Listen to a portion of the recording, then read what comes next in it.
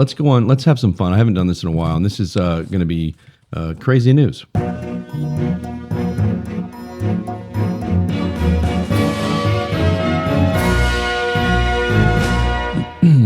Excuse me. I miss crazy news. I hadn't done it in a while because I've been focused so much on these ceasefires in Gaza and Ukraine war and Trump's inauguration and things like that. That there's stuff happening around. We're not a news channel. I like to tell you stories about humanity.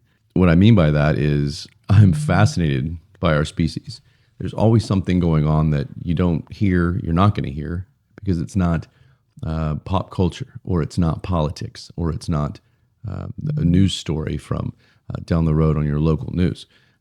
So when I research and I find these stories, I want to share them with you, and I hope you like them. So there's a Canadian business student. Kudos for being a business student. We need more of that. Although she's in Canada, which, much to some people's chagrin, might be part of the United States pretty soon.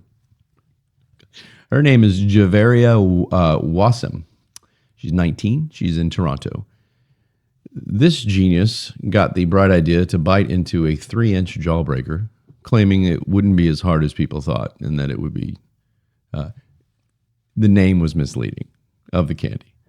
She immediately felt her jaw begin to hurt and a tooth became loose. X-rays show she had two fractures in her jaw. She required surgery to wire it shut for 6 weeks. Before the surgery, she said, "I'll probably never try Jawbreaker again. All my bottom teeth are messed up. It wasn't a smart decision." If this is Gen Z, have they already switched to a different one? Correct me if I'm wrong, but Gen Z or this generation, man, we're in trouble. It's a Jawbreaker. It's 3 inches. I didn't even know they had that. Don't bite into 3-inch Jawbreakers, people.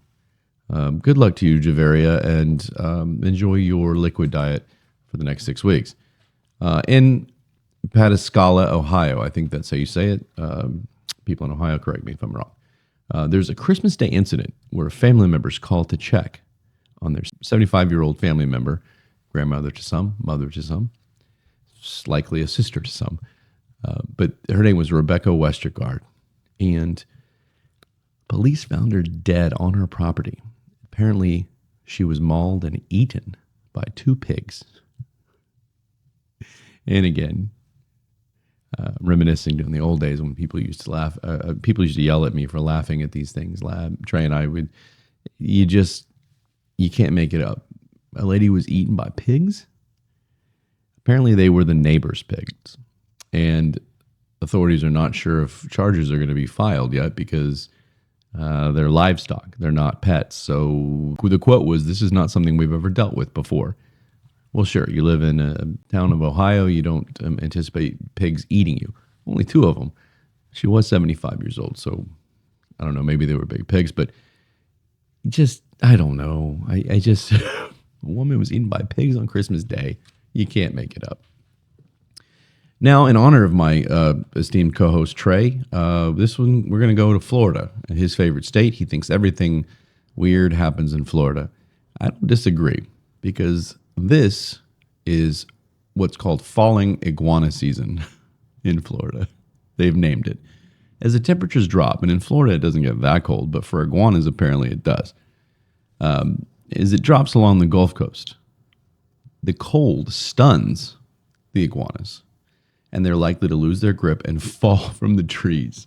Well, these iguana, let me tell you, can get up to be 5 feet and up to 25 to 30 pounds. Might not sound like a lot, but if it's falling from a tree and it lands on you, it's not going to feel good. Likely. But they said be careful because they appear to be dead, but they're just sleeping. So that's the warning. It says they can be very defensive when they wake up and warm up. Plus, their poop can contain salmonella. Look, stay away from trees overhead in Florida in case falling iguanas defecate on you and give you salmonella. That's the story. All right, here's the last story. And this one is in Finsbury Park in North London. This is a disabled man, and this is kind of sad for this guy. And so let's turn off the funny. Pigs eating women, things like that. Iguanas falling. This poor guy is a disabled man. He's 56. And he has something called nail patella syndrome, which is joints, and he can't bend his arms out, and it causes them to kind of, I guess, lock up in place, was my understanding. And his neighbors saw him arrested at his front door by 6 London police officers. There's some stuff going on in London right now with police officers arresting people for Facebook posts. I don't know what's going on in London and in England as a whole, but this is a different deal. Apparently, he was wrongfully accused of masturbating at a woman, they call it, on a bus. Wrongfully accused. So I'll jump to the end and tell you he was wrongfully accused. But his neighbors saw him being arrested, and they heard what it was and why. Well, guess what? He's been assaulted. He's been teased. He's been attacked. He's lost his job. He was evicted from his home. And most importantly, he was banned from his favorite pub.